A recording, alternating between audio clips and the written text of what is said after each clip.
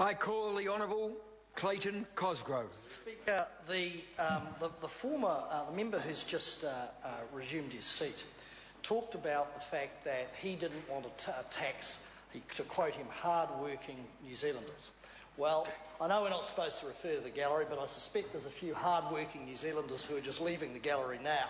The age of cleaners, cleaning out the butcher shop, paper boys, paper girls, doing those after-school jobs, earning $45 or less per week. And I would consider those young people are hard-working New Zealanders. I would consider, like most of their parents, that that's the ethos they actually want to instil in their kids, to get a job, not just for the pocket money, to get those work ethics, turning up on time, contributing, etc., etc., etc. And actually, wasn't that the sort of entrepreneurship, that the brighter future that these guys over here, sir, the government promised? Wasn't it supposed to be encouraging entrepreneurship? People getting off their backside, getting a job.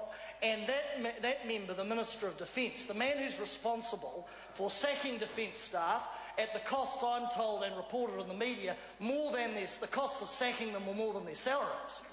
And he stands up and says, I don't want to tax hard-working New Zealanders. Well, in this tinkering, spin, little budget that deals with none of the big issues, the first piece of legislation that we addressed, of course, last week was to tax every dollar that those hard-working young New Zealanders will earn doing their paper rounds, doing the cleaning, those sorts of things. But he doesn't consider them hard-working New Zealanders. And as I said last week in a speech, for many of those young kids, it used to be a bit of pocket money. It used to be $45 a week to maybe go to the movies or go out with the mates or whatever. Now for many of those hard-working young New Zealanders, the $45 a week that he's going to cream the tax off is not pocket money anymore, not in South Auckland, parts of Christchurch, parts of New Zealand. Actually what the $45 a week is a contribution to the family budget forced on them because the family have to make ends meet. And he talks about the great plan that National has. Well, let's go through it. So we've already dealt with the sort of mean-spirited, pickpocket-like measure in the budget, taxing the paper boys. That's the first thing. Then they've got tough, of course, and that's going to generate a massive $14 million over 4 years. What a huge amount of money that is in the scheme of things. That's the big issue that member, the Minister of Defence, says his government's dealing with. Then on the other side of the generational divide, we had the sort of mean-spirited, scrimp away, have a crack at elderly rest home care and the asset testing around that. And we know the record of the national government, yea unto the Middle Ages, in respect of their conduct with the elderly New Zealanders, some of the most vulnerable, going back to the Muldoon days, coming forward to the Bulger days, and now this government does it again. So we cut a little bit off the paper boys, we nip a bit out of the old folks, and then the other big, great part of the plan or mosaic is, of course, flogging off assets. Assets that give state-owned assets an 18.5% return as opposed to a debt servicing cost of around 4%. If you're in business, you'd label the great maestro and his ilk as nuts. And they talk about borrowing. They talk about borrowing. $300 million a week, or has that member forgotten what he passed in his own previous budget? $300 million a week in the middle of the GFC, not to fund capital or hospitals or schools or the things that are critical to growing a nation, but of course to provide an across-the-board tax cut where his mates and his ilk, the top few percent, get the vast majority. So that's the great plan. Kick the paper boys in the guts, kneecap the old folks, give your mates a big tax cut, borrow and hope, and then because you've got no money and no plan to grow the economy, then borrow $300 million a week. That is the grand plan. Then you bundle in increasing class sizes. Mr. Speaker, does anybody in this chamber believe that parents will believe that their kids are going to get a better education if class sizes increase. If you can find, sir, if you can find a parent in this country that believes their kids are going to get a better start in life as the sizes increase, then ante up with it, I say, to that side. Then the next step in the budget, of course, we know is cutting teachers. And Hekia Parata, who I agree with Trevor Mallard, had a damn good shot at becoming the next leader of the National Party. Now there's hope for Mr Coleman, of course, after she blew apart in the last 24 hours. Because, of course, well, he looks good. Yeah, well, I wouldn't say that, but her promise, of course, in the budget, well, you know, he's blowing smoke up all sorts of places, isn't he? Hekia Parata, of course, her own budget said that schools could lose around 6 to 8 teachers.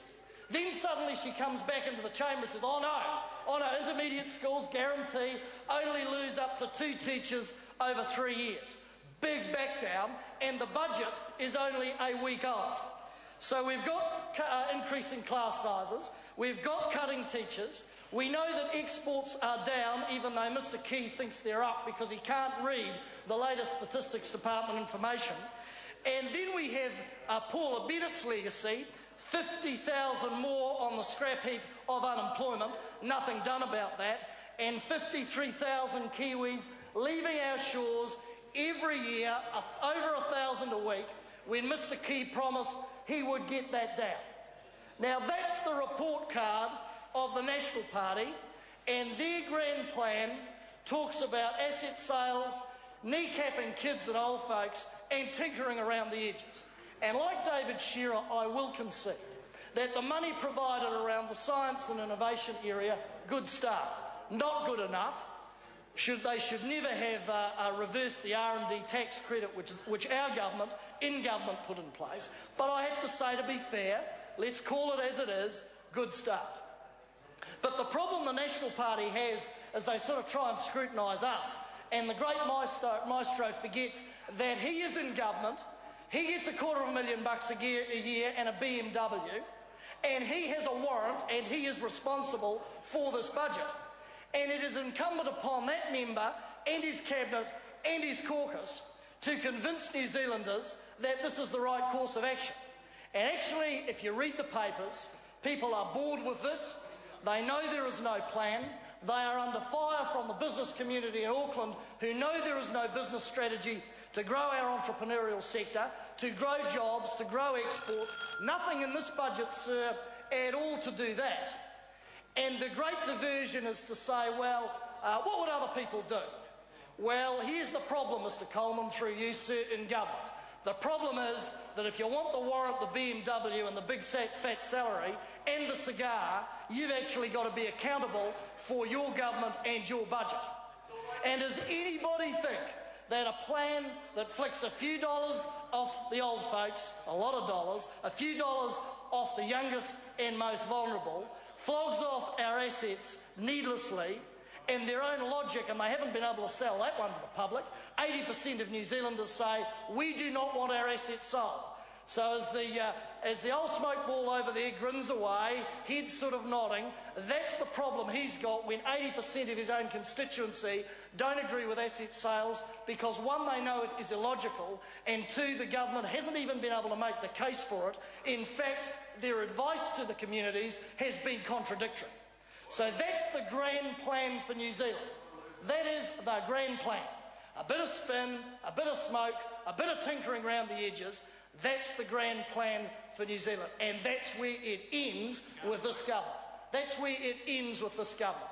So the brighter future, the innovation, the encouraging entrepreneurship, well, I thought we wanted to do that with the really young.